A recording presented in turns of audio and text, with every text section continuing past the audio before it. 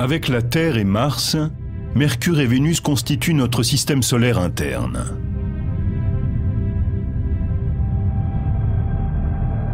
Jupiter, Saturne, Uranus, Neptune. Ces planètes les plus éloignées du Soleil forment le monde gazeux externe du système solaire.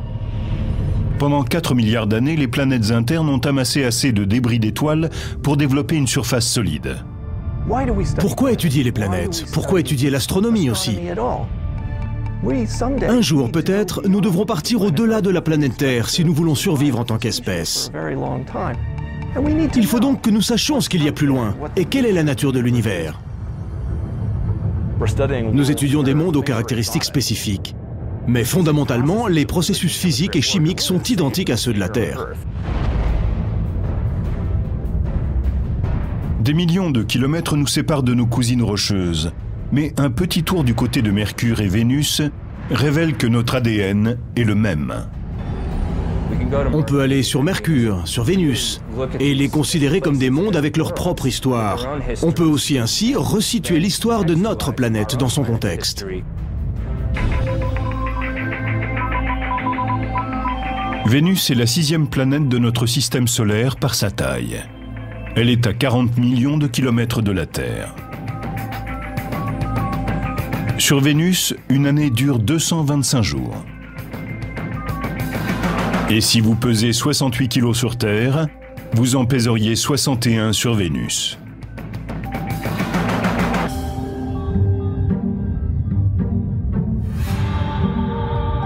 Vénus. Quand les Romains levaient les yeux, ils étaient fascinés par sa présence majestueuse. Ils ont donné à la planète le nom de la déesse de l'amour et de la beauté. La planète était si belle dans le ciel que l'association semblait évidente. À cause des similitudes de composition, de gravité, de densité et de taille, la Terre a longtemps considéré Vénus comme une planète sœur. Sous bien des aspects, Vénus et la Terre sont presque jumelles. Elles ont presque la même taille. Vénus étant un tout petit peu plus petite que la Terre. Disons que si la Terre était un ballon de basket, Vénus serait un ballon de football. Et Vénus est la planète la plus proche de la Terre. On a donc longtemps pensé que c'était une planète jumelle. Pendant très longtemps, les scientifiques ont pensé que cette jumelle, comme la Terre, était une planète couverte d'océans, de forêts tropicales luxuriantes, et que son climat pouvait accréditer l'idée qu'une forme de vie intelligente y existait. Avant l'époque spatiale, les gens pensaient que la vie sur Vénus devait être assez semblable à la nôtre. Paradoxalement, quand on a commencé à examiner Vénus de plus près, on s'est aperçu que les conditions étaient très différentes. Vénus est alors apparue moins comme une sœur exotique que comme une jumelle diabolique. Nous sommes en présence de deux planètes très similaires mais qui ont évolué de manière très différente. Cela pose un problème intéressant quant à la compréhension de l'évolution planétaire. Faisons l'expérience. Prenez ces deux planètes semblables, laissez-les vivre pendant 4 milliards d'années et tâchez de comprendre pourquoi elles ont évolué de manière aussi différente. Commençons par quelques différences de base. Vénus a subi d'intenses bombardements météoriques. L'un des impacts a été si violent que certains scientifiques pensent qu'il a pu inverser la rotation de la planète. Vénus tourne très lentement. Elle observe une rotation rétrograde, c'est-à-dire qu'elle tourne en arrière par rapport aux autres planètes. Du fait de cette rotation rétrograde, le Soleil se lève à l'ouest et se couche à l'est. Et les jours vénusiens sont longs. D'un lever du Soleil à l'autre, il ne s'écoule pas moins de 8 mois terrestres. Mais ce ne sont ni le schéma orbital, ni les longues journées qui rendent Vénus si insupportable. C'est en partie son climat détestable. Avec une température au sol de 480 degrés Celsius, Vénus est la planète la plus chaude du système solaire. Celui qui voudrait y faire un tour devrait en repartir bien vite. Ce serait une question de secondes. D'une seule seconde peut-être, et il serait rôti. Si un astronaute se retrouvait sur Vénus sans combinaison spatiale, sa peau commencerait à dorer et il cuirait véritablement comme une dinde dans un four. Cette incroyable vague de chaleur est le fruit d'un processus appelé l'effet de serre. C'est celui-là même qui, sur Terre, tempère le climat et contribue à la vie. Mais en se penchant plus attentivement sur Vénus, on s'aperçoit que cet effet de serre peut être source de vie tout autant que source de mort.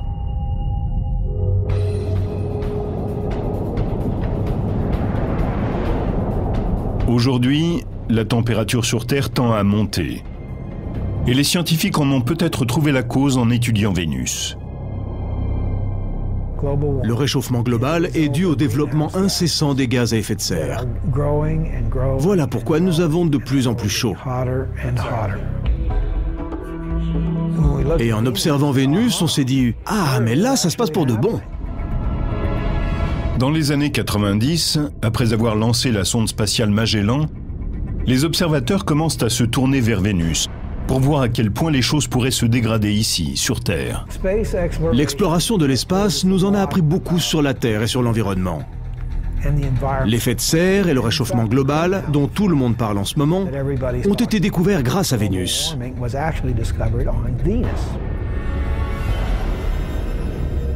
Ce que l'on a découvert sur Vénus éclaire d'un jour nouveau la très grande fragilité de l'effet de serre. Il n'a pas toujours fait aussi chaud sur Vénus. Il semble qu'autrefois sa surface était plus semblable à celle de la Terre et qu'elle ait perdu ses océans à cause d'un effet de serre galopant.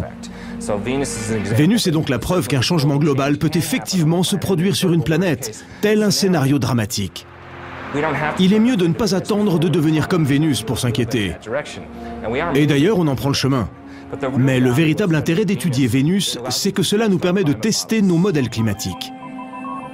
Grâce à des modèles de circulation générale de l'atmosphère, les scientifiques ont pu calculer certaines augmentations de la température sur Terre en se basant sur les quantités de gaz à effet de serre sur Vénus.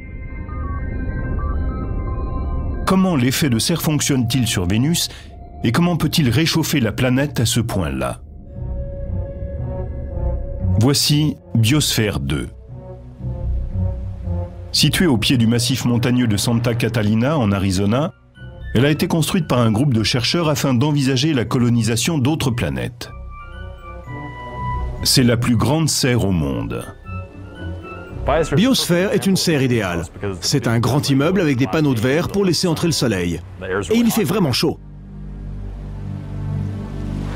Les rayons de soleil traversent les panneaux de verre et font grimper la température intérieure. L'air se réchauffe, mais il ne peut pas s'échapper par le haut. Il ne peut pas s'élever verticalement dans l'atmosphère à cause des murs. Les fenêtres emprisonnent la chaleur, réchauffent l'immeuble et fournissent aux plantes et aux arbres un climat acceptable. Sur Vénus, les gaz à effet de serre n'emprisonnent pas vraiment la chaleur, mais ils ralentissent sensiblement la vitesse à laquelle ils peuvent s'échapper. Sur n'importe quelle planète, l'effet de serre décrit une situation où la température du sol augmente à cause de gaz dans l'atmosphère qui emprisonnent la chaleur, tout en laissant passer la lumière du jour.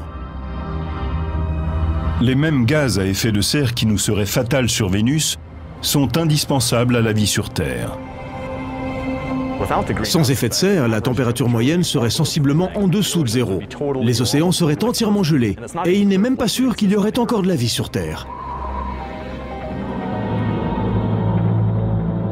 On se demande combien il fait là-bas, mais la question serait plutôt « Pourquoi il fait-il aussi chaud ?»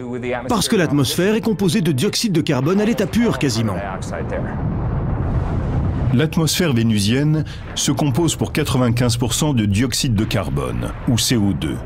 Et c'est ce gaz qui emprisonne la chaleur. C'est ce qui entraîne un violent effet de serre et fait monter la température. Voilà pourquoi il fait aussi chaud sur Vénus. C'est un exemple extrême de réchauffement global. Sur Vénus, les volcans sont des sources naturelles de CO2 et d'autres gaz. C'est un processus que Jeff Sutton, géochimiste, étudie sur le volcan Kilauea à Hawaï. Loin sous terre, des composés atomiques réagissent pour former le CO2 en cas d'activité volcanique. Le gaz naît de la pression issue de la chaleur de la roche en fusion, le magma. Le gaz s'élève et atteint le réservoir magmatique. La pression sur le magma décroît, ce qui a pour effet de permettre au gaz emprisonné à très forte pression de s'échapper. La lave vénusienne présente donc vraisemblablement des orifices de ce type par lesquels les gaz peuvent se répandre à l'air libre. Quelque chose comme 8 000 à 30 000 tonnes de dioxyde de carbone sortent tous les jours en bouillonnant des chambres magmatiques. Cela fait 3,5 millions à 5 millions de tonnes par an.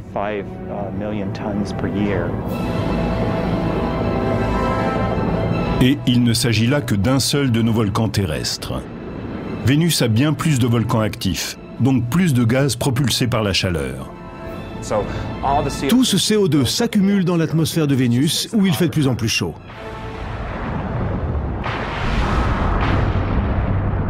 Il n'y a pas que sa température élevée qui rende menaçante la sœur jumelle de la Terre. À une cinquantaine de kilomètres au-dessus du sol brûlant de Vénus, la planète subit des ravages, à côté desquels ses 482 degrés Celsius ont des airs de front frais. Des dégâts électriques, au cours desquels des secousses d'une fraction de seconde atteignent les 26 000 degrés. Chaque étincelle de lumière fait 100 millions de volts. Sur Vénus, comme sur Terre, il y a des éclairs quand les charges électriques accumulent suffisamment d'énergie pour produire une étincelle.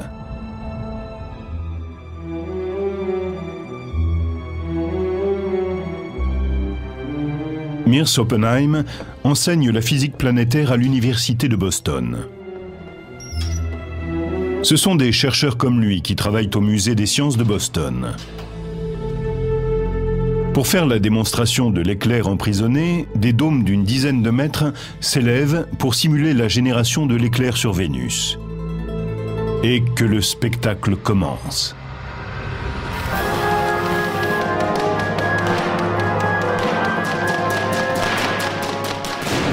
Regardez ça! On est en train de générer tellement de millions de volts sur ces dômes que l'énergie est bien obligée de s'échapper. Cela déchire littéralement les molécules dans l'air. Tout comme à l'intérieur des nuages vénusiens, l'air dans ces dômes excite de minuscules molécules atomiques.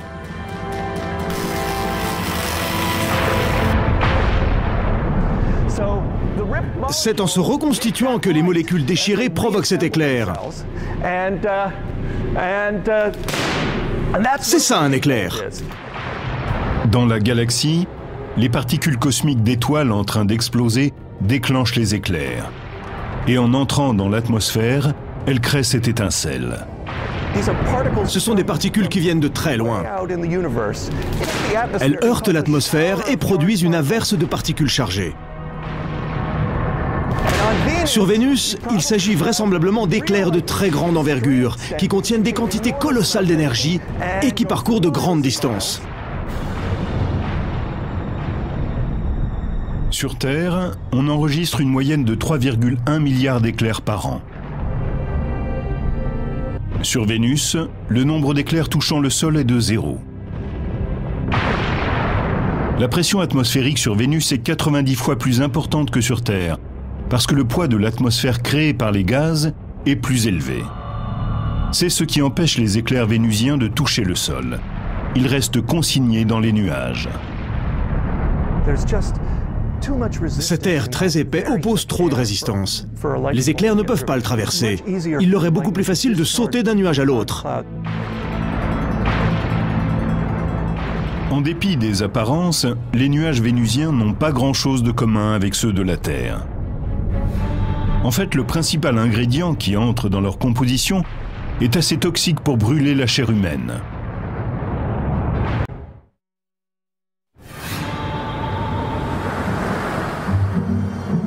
Depuis la Terre, on peut voir Vénus scintiller dans le ciel de l'aube ou du crépuscule comme une étoile. Il est certain qu'elle ne fait pas tapisserie. Et si elle brille autant dans notre ciel, ce n'est pas seulement parce qu'elle est la planète la plus proche de nous, c'est parce qu'elle est la plus réfléchissante. En effet, Vénus est entièrement couverte de nuages réfléchissants et brillants. 80% de la lumière solaire est reflétée par les nuages qui enveloppent la planète. Pourtant, même dans les nuages, Vénus montre son mauvais caractère. On sait que les nuages de Vénus se composent d'acide sulfurique, analogue à celui d'une batterie de voiture. Cet acide sulfurique provient du dioxyde de soufre expulsé par les volcans. Tout comme son cousin le dioxyde de carbone ou CO2, la pression gazeuse pousse le dioxyde de soufre vers la surface, à travers les cheminées volcaniques. C'est ce même gaz que le chimiste Jeff Sutton observe attentivement sur le volcan Kilauea à Hawaï.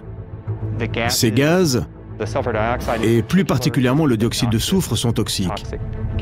C'est pourquoi nous portons des masques pour protéger nos poumons et nos voies respiratoires.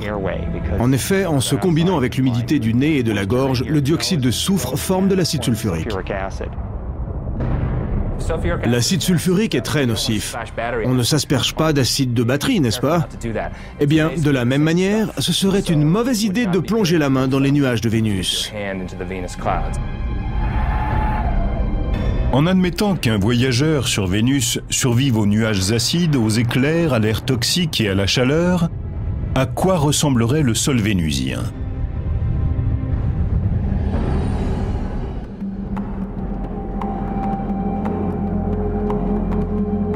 Le vulcanologue Jeff Burns, de l'Institut de surveillance géologique des États-Unis, arpente le globe pour tenter de comprendre ce qui anime l'activité volcanique des planètes intérieures.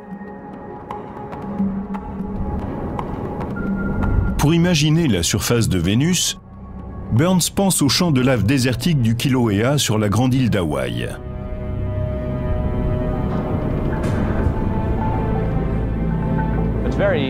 C'est très instructif de venir étudier ce volcan et de comparer avec le volcanisme de Vénus. Ici, on est vraiment sur le terrain et on peut étudier ça de près. On peut prélever des échantillons et les regarder en détail. Les géologues pensent que le nombre de volcans sur Vénus dépasse nettement les quelques 1500 que nous avons sur Terre. Les estimations vont d'une centaine de milliers à plus d'1 million d'éléments volcaniques sur Vénus. Avec autant de volcans, la pierre de lave représente 70% du sol vénusien, tout comme l'essentiel de la roche du Kilauea. Le sol se solidifie quand la lave refroidit, pour former de la roche dure. Le fait de disposer de ce type de roche sur Terre nous permet de procéder par analogie et de comprendre les roches des autres planètes. Les roches basaltiques sont ce qui ressemble le plus aux plaines vénusiennes. Le basalte est un type de pierre de lave que l'on trouve sur Vénus et dans tout le système solaire interne. Les minéraux se figent sous forme de verre et de petits cristaux, changeant ainsi totalement d'aspect par rapport à la lave telle qu'elle surgit du volcan. La lave en fusion sur le sol est incandescente et de couleur rouge. Puis elle se couvre rapidement d'un voile argenté. Et en l'espace de quelques semaines, elle devient noire, tout comme la lave ici autour de moi.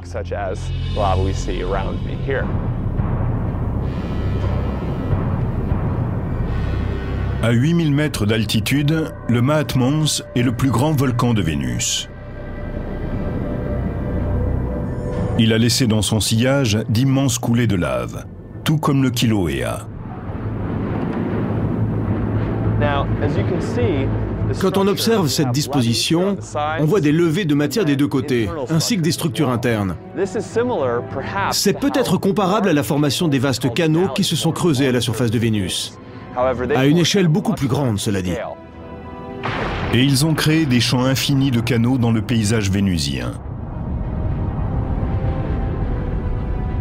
D'une largeur et d'une profondeur constantes, les canaux sont nettement plus longs sur Vénus qu'à Hawaï, du fait des conditions environnementales de la planète. La densité de l'atmosphère et les températures élevées empêchent le magma de refroidir pour former de la roche. Et comme il n'y a ni vent ni pluie pour refroidir le magma, la lave peut user le sol durant des mois après une éruption avant de se solidifier.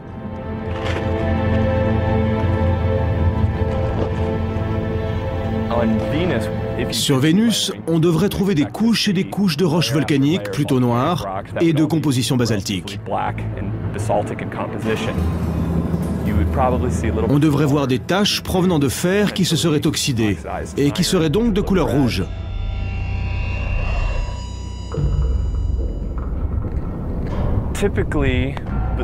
D'ordinaire, les coulées de lave basaltique sont coupantes comme du verre et l'on risque de se blesser en le manipulant. Elles deviennent vitreuses en refroidissant.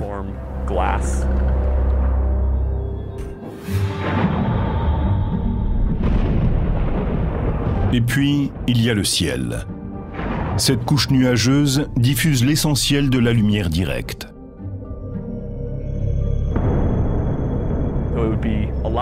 Sur Vénus, les jours doivent être beaucoup moins clairs qu'ici sur Terre.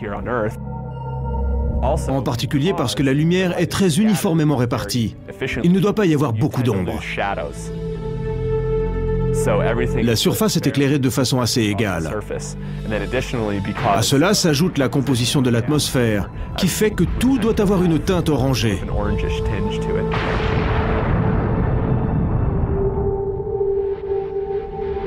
Outre les canyons, des chaînes de montagnes déchiquetées déchirent le ciel vénusien.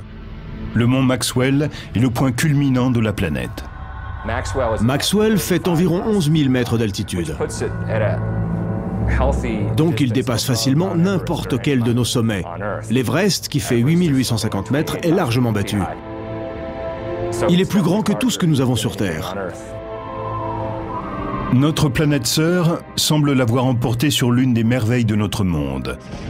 Mais comment est le sol vénusien par rapport à une autre caractéristique géologique de la Terre, les canyons? Le Grand Canyon, que la rivière du Colorado a creusé au fil de 250 millions d'années. En se soulevant il y a des millions d'années, le plateau du Colorado a donné aux eaux plus d'énergie pour éroder la roche et creuser le canyon. Les vastes canyons vénusiens ont peut-être eux aussi été formés par l'érosion, mais pas celle d'une rivière. Les systèmes volcaniques peuvent entraîner une érosion, car les coulées de lave sont très fluides. Les matériaux peu visqueux peuvent éroder comme le fait l'eau. Certes, le Grand Canyon ne constitue qu'une partie du système fluvial du Colorado, mais on est quand même très loin de l'ordre de grandeur du plus long canal sur Vénus.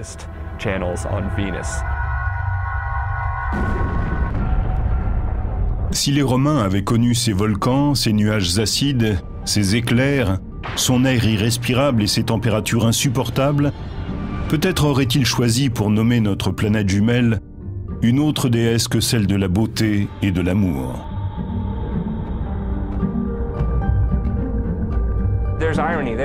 Il y a quelque chose d'ironique là-dedans, parce que bien sûr les Grecs et les Romains ignoraient tout des conditions qui règnent sur Vénus. Et nous voici 2000 ans plus tard en train de faire l'état des lieux, et ce n'est pas aussi joli.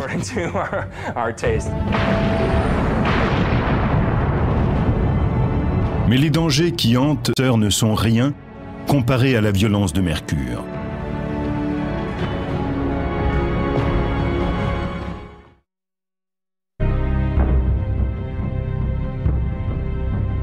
À 80 millions de kilomètres de la Terre, les collines poussiéreuses et les plaines vides de Mercure s'étendent à perte de vue. C'est une masse délavée. Elle n'a pas vraiment de couleur comme Mars, la Terre ou Vénus par exemple.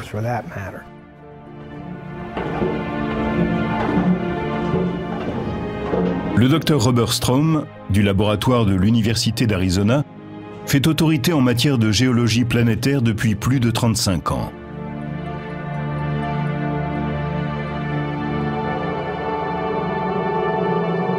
Mercure est la planète la plus proche du Soleil, et elle ne ressemble à rien d'autre dans le système solaire. À 60 millions de kilomètres du Soleil, Mercure est la planète la plus proche de l'astre solaire. Cette planète n'a pas de lune connue. Elle n'a pas d'atmosphère. Et elle est visible à l'œil nu depuis la Terre, entre chien et loup.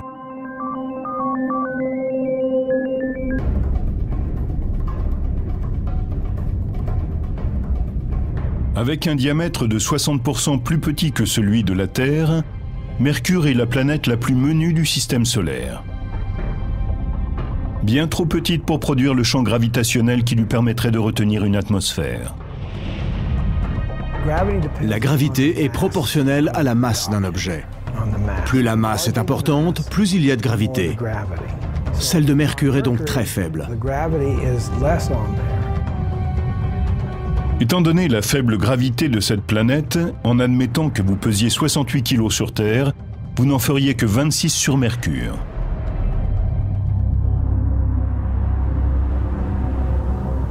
La taille d'une planète est importante quand il s'agit de la chaleur interne nécessaire au maintien de l'activité géologique.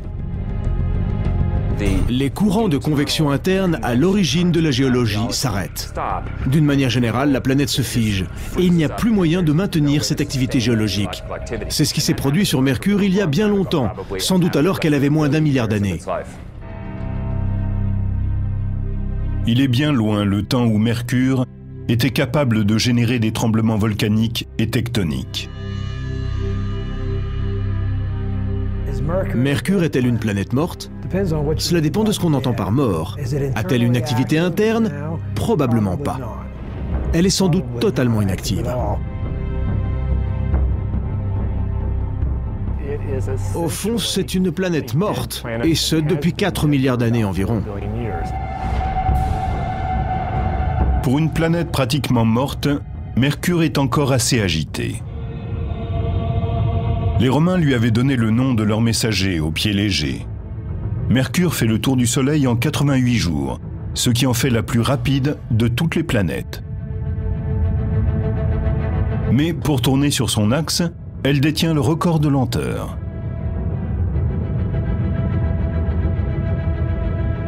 Il lui faut quelque chose comme 180 jours, soit à peu près 6 mois. La force gravitationnelle du Soleil crée une friction de marée au sein de Mercure, entraînant une dissipation de sa vitesse lorsque la planète tourne sur son axe. C'est-à-dire que sur Mercure, les années sont plus courtes que les jours. Et cette rotation paresseuse confère à Mercure une météo un peu spéciale. 6 mois durant, la face exposée au Soleil dépasse les 400 degrés Celsius. Tandis que de l'autre côté, la température chute à 150 degrés Celsius en dessous de zéro. Il lui faut longtemps pour réchauffer sa face ensoleillée et autant pour refroidir l'autre. Les différences de température sont donc extrêmes. En dépit de sa proximité avec le Soleil, Mercure fait un peu figure de mouton noir dans la famille planétaire. Son ciel ne semble connaître que les nuits étoilées. Le ciel y est toujours sombre. Si nous avons du ciel bleu sur Terre, c'est à cause de notre atmosphère. L'azote disperse la lumière avec une prédilection pour les tons de bleu. Voilà pourquoi chez nous le ciel est bleu. Et c'est parce que Mercure n'a pas d'atmosphère que son ciel est sombre. D'après la légende, c'est Mercure, le dieu romain, qui a inventé la boxe. Et s'il est une planète qui s'est taillé la part du lion sur le ring, c'est bien Mercure.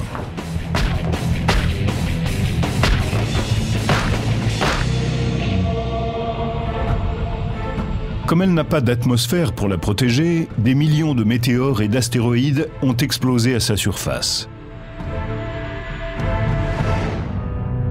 Notre atmosphère préserve la Terre de la plupart des impacts, à la manière d'un champ de force. Quand un petit objet se précipite sur elle, généralement 10 fois plus vite qu'une balle de revolver, la collision avec les molécules d'air le transforme en gaz. La Terre est protégée des petits impacts par cette chose extraordinaire que nous appelons l'atmosphère. Quant aux objets plus petits encore, ces forces les auront complètement détruits bien avant qu'ils ne touchent la surface géologique de notre planète.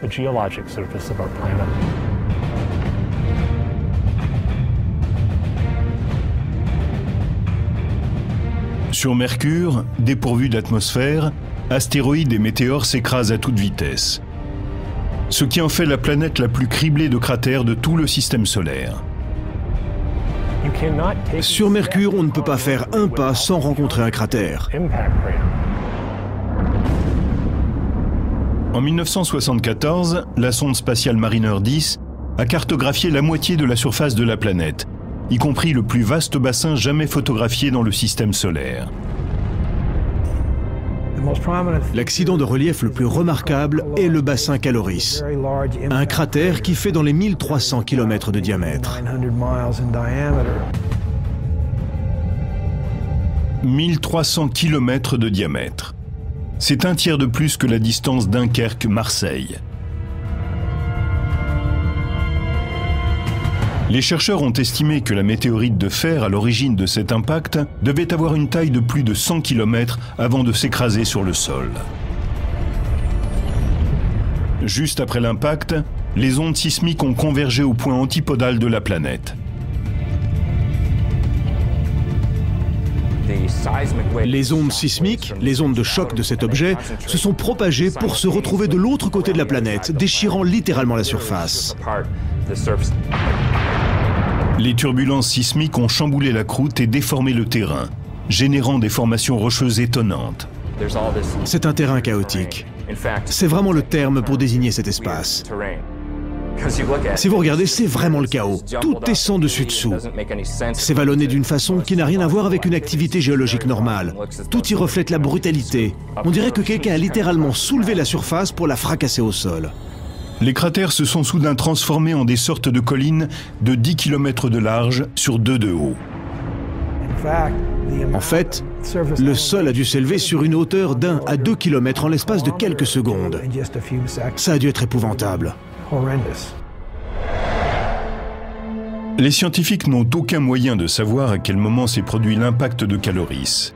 Mais une chose est sûre, si un astéroïde de cette taille s'écrasait sur Terre, le choc serait catastrophique. Il anéantirait l'humanité.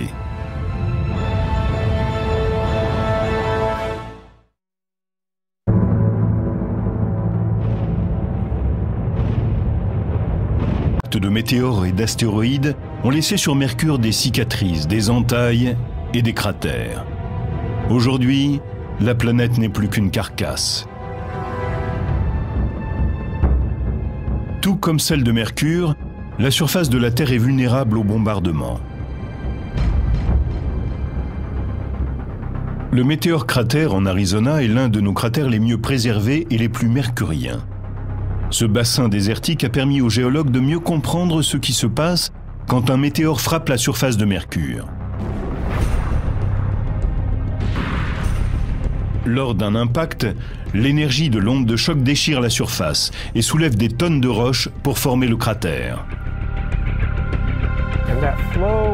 Cette coulée de roches a creusé cette cavité en forme de cuvette et déposé des débris dans le paysage à des kilomètres à la ronde. La même énergie a balayé les parois du cratère. C'est ce qui a fait que ces couches de roches horizontales derrière moi se sont soulevées. Sous l'effet du choc, la roche ne s'est pas montrée friable comme on pourrait s'y attendre, mais plutôt comme du caramel mou. C'est caractéristique de ce type d'impact, non seulement ici à Meteor Crater, mais partout dans le système solaire. Imaginez un peu que l'énorme objet qui a créé le bassin de Caloris sur Mercure s'écrase sur le site de Meteor Crater. Il y aurait une explosion massive, avec des éclats de matériaux fondus qui voleraient autour de la Terre comme des engins balistiques, puis rentreraient dans l'atmosphère terrestre en créant des averses massives de météores. Sur une douzaine de kilomètres, l'onde de choc déchirerait le sol et provoquerait des tsunamis accompagnés de vagues de 600 mètres de haut.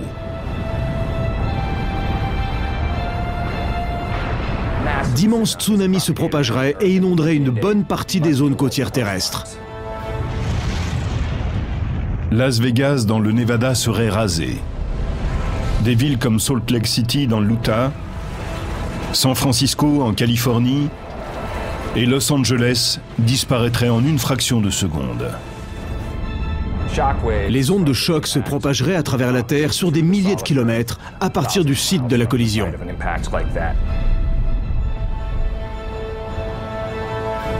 Ces ondes sismiques convergeraient au point antipodal de l'impact, au large des côtes de Madagascar, au fond de l'océan Indien.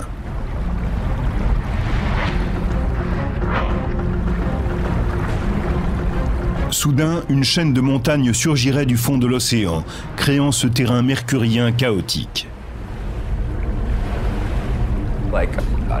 Un objet d'une taille pareille provoquerait sans doute un énorme tremblement de terre sur le globe tout entier. Météor Crater ne serait plus qu'une piqûre d'épingle dans le sol, comparée à la plaie ouverte que laisserait un impact du type de celui de Caloris. Ce vide engloutirait un quart des États-Unis. Un objet de cette taille éliminerait une bonne partie de la côte ouest des États-Unis s'il tombait en Arizona. En un instant, il transformerait entièrement la côte.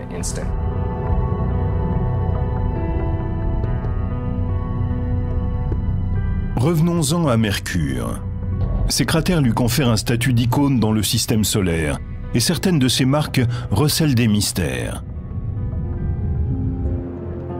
À Puerto Rico, quand le radar de l'observatoire d'Arecibo a pointé ses antennes vers les pôles de Mercure, il a capté quelque chose qui a laissé les chercheurs stupéfaits. De la glace. L'un des endroits les plus chauds du système solaire a de la glace à ses pôles.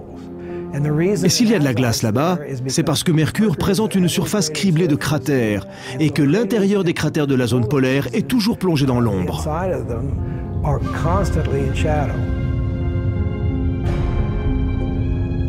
Comme Mercure est vertical par rapport au plan de son orbite, le fond de certains cratères ne reçoit jamais ni la lumière ni la chaleur du Soleil. Mais le fait qu'il n'y ait pas de source d'eau apparente sur la planète soulève une question. Comment cette glace est-elle arrivée là? Certains chercheurs pensent qu'elle pourrait provenir d'une comète. Composées de roches, de poussière, de gaz et de glace, les comètes viennent des confins du système solaire, où les températures sont nettement plus basses. Cette glace se trouverait-elle au fond de cratères qui sont en permanence à l'ombre, à moins qu'il ne s'agisse de glace recouverte d'une couche de poussière qui la protégerait des rayons du soleil? On ne sait pas. Outre les collisions de comètes, il existe un autre type de cratère sur la planète, et ceux-ci n'ont pas été formés par quoi que ce soit venant du ciel. En fait, une force de la nature a créé ces trous à partir du noyau de la planète.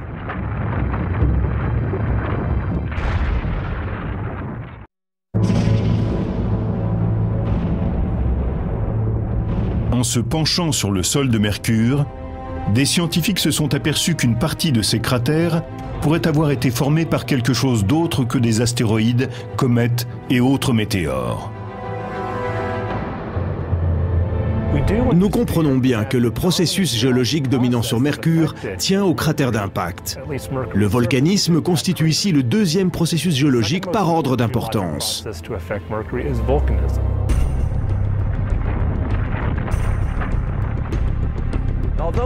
Bien que nous n'ayons pas de preuve absolue de la présence de volcans sur Mercure, nous pensons qu'il a dû y avoir des éruptions volcaniques dans le passé.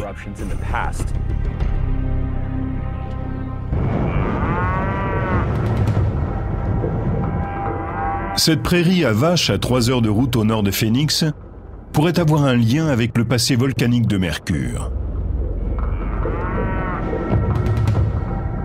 Ces collines cratérisées sont des volcans éteints, à cônes de cendres. Et les géologues pensent qu'il pourrait y avoir des volcans semblables sur Mercure. Voici un cône de cendres. Derrière moi, vous pouvez voir un très vaste cratère, caractéristique des cônes de cendres. Ces volcans présentent effectivement des différences par rapport aux cônes de cendres de Mercure. La gravité sur Mercure étant moindre, on pourrait s'attendre à ce que les cônes de cendres y soient nettement plus larges et plus plats. Les volcans entrent en éruption quand la pression que le magma exerce depuis l'intérieur est plus forte que la roche qui le contient. La pression augmente pour deux raisons, trop de magma et trop de gaz. Et dans un volcan, quand la pression augmente, il lui faut un exutoire.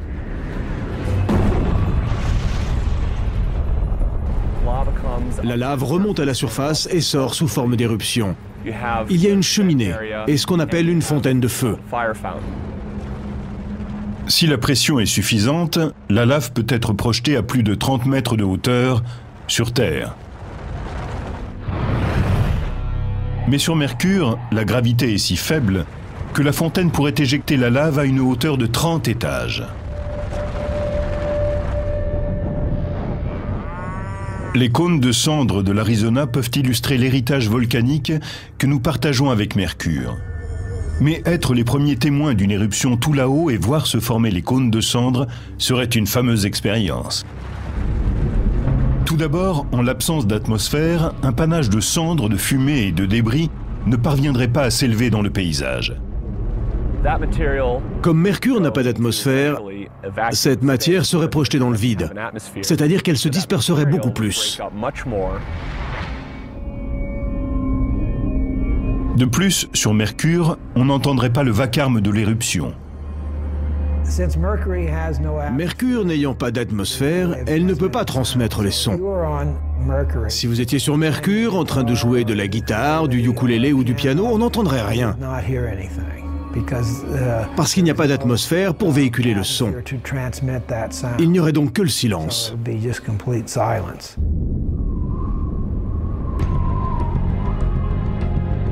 En 1974, Mariner 10 ne cartographie que 45% de la surface de Mercure lors d'une mission de survol. 30 ans plus tard, la NASA lance le vaisseau spatial Messenger.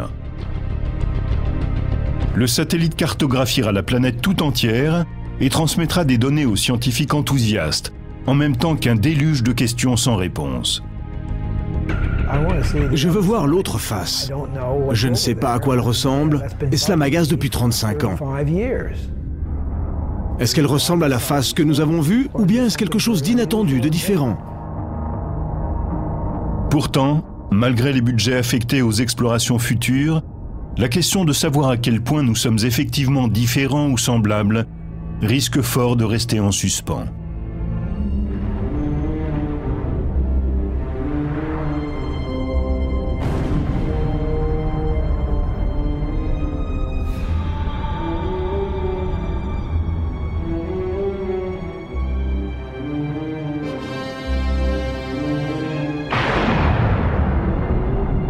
L'univers est quelque chose de tellement vaste.